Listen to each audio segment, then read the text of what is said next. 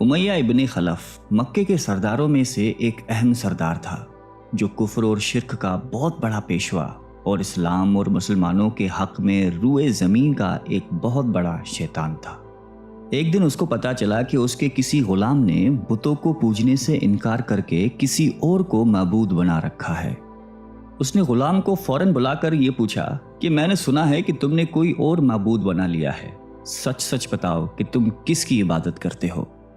غلام نے کہا کہ محمد صلی اللہ علیہ وآلہ وسلم کے خدا کی۔ امیہ غصے سے لال پیلا ہو گیا اور کہنے لگا کہ محمد کی خدا کی پرستش کرنے کا یہ مطلب ہوا کہ تم ہمارے مقدس بتوں کے دشمن بن گئے ہو۔ سیدھی طرح راہ پہ آ جاؤ ورنہ ذلت کے ساتھ مارے جاؤ گے۔ میں یہ ہرگز برداشت نہیں کر سکتا ہوں کہ تم بتوں کی پوجا کرنے والے کے غلام رہ کر محمد کے خدا کی پرستش کرو۔ وہ غلام جو توحید کا سچے دل سے شیدائی ہو چکا تھا، اس نے بے دھڑک امیہ کو جواب دیا کہ میرے جسم پر تو تمہارا زور چل سکتا ہے، لیکن میں اپنا دل اور اپنی جان محمد صلی اللہ علیہ وآلہ وسلم اور اس کے خدا کے پاس رکھ چکا ہوں۔ اب اللہ کی عبادت ہی میری زندگی کا مقصد ہے اور تمہارے خود سے بنائے ہوئے بتوں کو پوجنا میرے بس کی بات نہیں ہے۔ یہ جواب سن کر امیہ بن خلف غیظ و غضب سے دیوانہ ہو گیا۔ ایک غلام نے اسے بے دھڑک جواب دے دیا تھا۔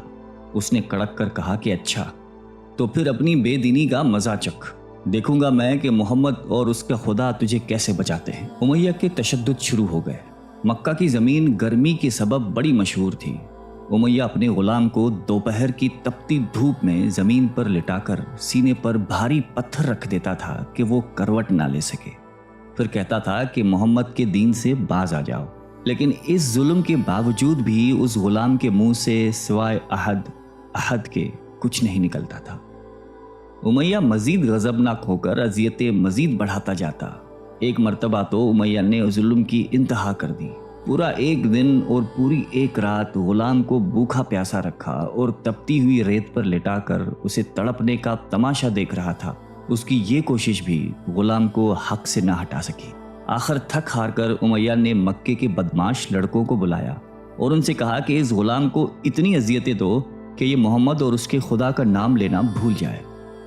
یہ لڑکے امیہ کی خوشی حاصل کرنے کے لیے اس بے بس غلام کو بری طرح مارتے پیٹتے تھے۔ جسم کے کپڑے اتروا کر لوہے کی چادریں پہنا کر تپتی دھوپ میں کھڑا کر دیتے تھے، لیکن غلام کی زبان سے احد کے سوا کچھ نہیں نکلتا تھا۔ اسلام کی راہ میں یہ بے پناہ اذیتیں سہنے والے صحابی کوئی اور نہیں بلکہ حضرت بلال حبشی رضی اللہ تعالیٰ عنہ تھے۔ انہی ظلم و ستم کے دوران ایک دن حضرت ابو بکر صدیق رضی اللہ تعالیٰ عنہ کا ادھر سے گزر ہوا۔ آپ رضی اللہ تعالیٰ عنہ نے امیہ سے فرمایا کہ اے امیہ، اس بےکس اور مظلوم پر اتنے ظلم و ستم نہ کر۔ اس نے تمہارا کیا بگاڑا ہے؟ وہ خدائے واحد کی عبادت کرتا ہے۔ اگر تو اس پر احسان کرے تو یہ احسان آخرت میں تیرے کام آئے گا۔ اس پر امیہ نے نہایت حقارت سے کہا کہ میں تمہاری اس خیالی آخرت کے دن کو نہیں مانتا، جو میرے دل میں آئے گا میں تو وہی کروں گا۔ صدیق اکبر اس جواب پر کافی افسردہ ہوئے، لیکن پھر بھی آپ رضی اللہ تعالیٰ عنہ نے اسے سمجھایا کہ اس مظلوم پر ظلم و ستم کے پہاڑ توڑنا تیری شایان شان نہیں ہے۔ جس پر امیہ نے تنگ آ کر کہا کہ اگر تم اس کے اتنے ہمدرد ہو تو اسے خرید کیوں نہیں لیتے؟ حضرت ابو بکر صدیق جھٹ تیار ہو گئے اور فرمایا کہ بولو کیا دام لوگے؟ امیہ نے کہا کہ تمہارے پاس ایک غلام ہے جس کا نام فسطاط رومی ہے، وہ مجھے دے دے اور اس کو لے جا۔ حضرت ابو بکر صدیق رضی اللہ تعالیٰ عنہ فوراً ہی راضی ہو گئے، جبکہ امیہ کا خیال تھا کہ فسطاط ایک نہایتی کارآمد غلام ہے جس کی قیمت زیادہ ہے اور حضرت ابو بکر صدیق رضی اللہ تعالیٰ عنہ اسے دینے سے انکار کر دیں گے، مگر آپ فوراً راضی ہو گئے۔ تو امیہ کو سخت مایوسی ہوئی اور اس نے ساتھ ہی 40 اوقیہ چاندی کی فرمائش کی۔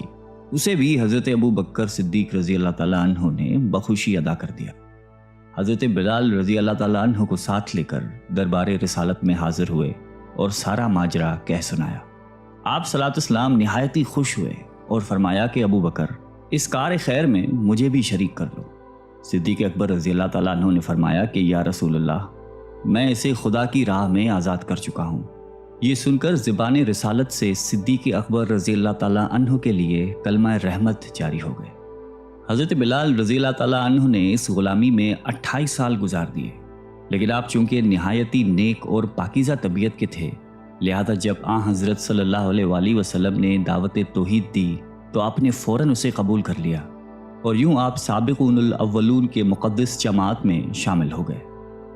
رہائی پانے کے بعد حضرت بلال ہمیشہ آپ صلی اللہ علیہ وآلہ وسلم کی خدمت میں حاضر رہتے تھے اور دل و جان سے نبی پاک صلی اللہ علیہ وآلہ وسلم کی خدمت بجا لاتے۔ آپ صلی اللہ علیہ وسلم حضرت بلال کو کسی بھی چیز کا حکم دیتے تو آپ اپنی جان بھی لڑا دیتے۔ غزوہ بدر سے لے کر غزوہ تبوک تک تمام غزوات میں شامل رہے، لیکن حضرت بلال کی اسلام کے لیے سب سے بڑی خدمت اور ان کے لیے سب سے بڑی سعادت اسلام کا سب سے پہلا مؤذن ہونا ہے۔ ہجرت کے بعد جب مسجد نبوی صلی اللہ علیہ وآلہ وسلم تعمیر ہوئی تو آپ صلی اللہ علیہ وسلم نے آپ کو اذان دینے کا ذمہ سونپا۔ آپ کی آواز نہایت ہی دل نشیں تھی اور اس میں ایک ایسی تاثیر تھی کہ اذان کی آواز سن کر لوگ سب کام چھوڑ چھاڑ کر مسجد کی طرف دوڑتے۔ 8 ہجری میں جب مکہ فتح ہوا تو کعبے کو بتوں سے پاک کرنے کے بعد آپ صلی اللہ علیہ وسلم نے حضرت بلال سے فرمایا کہ اے بلال، کعبے کی چھت پر کھڑے ہو کر اذان دو، اور یہ مبارک سلسلہ حضور صلی اللہ علیہ وآلہ وسلم کی حیات مبارکہ تک اسی محبت اور عقیدت کے ساتھ جاری رہا۔ لیکن 11 ہجری میں جب آپ صلی اللہ علیہ وسلم نے سفر آخرت اختیار کر لیا تو اس عاشق رسول صلی اللہ علیہ وآلہ وسلم پر غم کا پہاڑ ٹوٹ پڑا، اور مدینے میں رہنا اب آپ کے لیے دشوار ہو گیا۔ آپ کو ہر وقت پیارے نبی صلی اللہ علیہ وآلہ وسلم کی یاد ستاتی رہتی تھی۔ آپ صلی اللہ علیہ وسلم سے آپ نے سنا ہوا تھا کہ مومن کے لیے سب سے افضل عمل جہاد فی سبیل اللہ ہے، لہٰذا آپ رضی اللہ تعالیٰ عنہ خلیفہ اول حضرت ابو بکر صدیق کی خدمت میں حاضر ہوئے اور جہاد پر جانے کی اجازت طلب کی، لیکن حضرت ابو بکر صدیق رضی اللہ تعالیٰ عنہ نے آپ کو خدا کا واسطہ دے کر کہا کہ مجھے اس بڑھاپے میں تنہا چھوڑ کر مت جاؤ۔ تو حضرت بلال نے اس شرط پر ابو بکر صدیق رضی اللہ تعالیٰ عنہ کی بات مان لی کہ اب وہ رسول اللہ کے بعد کسی کے لیے اذان نہیں دیں گے۔ حضرت ابو بکر صدیق رضی اللہ تعالیٰ عنہ نے ان کی یہ بات مان لی، لیکن آپ کے دور خلافت کے بعد خلیفہ دوم حضرت فاروق اعظم رضی اللہ تعالیٰ عنہ کے دور میں بھی جب بیت المقدس کی تسخیر کے لیے شام جانا پڑا تو وہاں عیسائیوں سے صلح نامہ طے پانے کے بعد حضرت عمر فاروق رضی اللہ تعالیٰ عنہ نے ایک خطبہ دیا اور حضرت بلال سے درخواست کی کہ آج جب کہ قبلہ اول پر توحید کا پرچم لہرا دیا ہے تو اس باعظمت موقع پر اگر آپ اذان دیں تو ہم آپ کے مشکور رہیں گے۔ حضرت بلال نے یہی اذان دینی شروع کی تو صحابہ کرام کو عہد نبوی کی مبارک یاد تازہ ہو گئی اور ان پر رخت طاری ہو گئی۔ شام کے معرکے کے بعد حضرت بلال نے شام ہی کے ایک گاؤں میں رہائش اختیار کر لی، کیونکہ مدینے میں ہر وقت آپ کو آپ صلی اللہ علیہ وسلم کی یاد ستاتی رہتی تھی۔ لیکن ایک دن آپ نے خواب میں آپ صلی اللہ علیہ وسلم کی زیارت کی۔ آپ ان سے فرما رہے تھے کہ اے بلال، کیا ابھی وقت نہیں آیا کہ تم ہماری زیارت کے لیے آؤ؟ اس خواب نے آپ کو بہت تڑپا دیا اور آپ بیتاب ہو کر فوراً مدینے روانہ ہوئے۔ مدینے پہنچ کر حضرت بلال نے روضہ اقدس پر حاضری دی اور اس درد سے روئے کہ حاضرین بھی اشک بار ہو گئے۔ وہیں حضرت امام حسن رضی اللہ تعالیٰ عنہ اور حضرت حسین رضی اللہ تعالیٰ عنہ بھی موجود تھے۔ نانا کے پیارے نواسوں کو آپ نے اپنے ساتھ چمٹایا اور بے تحاشا چومنے لگے۔ حضرت حسن رضی اللہ تعالیٰ عنہ اور حسین رضی اللہ تعالیٰ عنہ نے آپ سے اذان فجر کی فرمائش کی، بھلا اس میں رد کرنے کی کہاں گنجائش تھی۔ اگلے دن جب فجر کا وقت ہوا تو آپ نے اذان دینی شروع کی۔ لوگوں کی عہد رسالت کی یاد تازہ ہو گئی اور لوگ اس طرح روتے ہوئے مسجد کی جانب چلنے لگے جیسے کہ نبی پاک صلی اللہ علیہ وآلہ وسلم کا دور واپس آ گیا ہو۔ ایسا دردناک منظر اس کے علاوہ کبھی دیکھنے میں نہیں آیا۔ حضرت بلال حبشی رضی اللہ تعالیٰ عنہ نے 60 سال کی عمر میں وفات پائی۔ آپ کا مزار دمشق میں ہے۔ آپ کو دربار رسالت میں خاص مقام حاصل تھا۔ آئیے ہم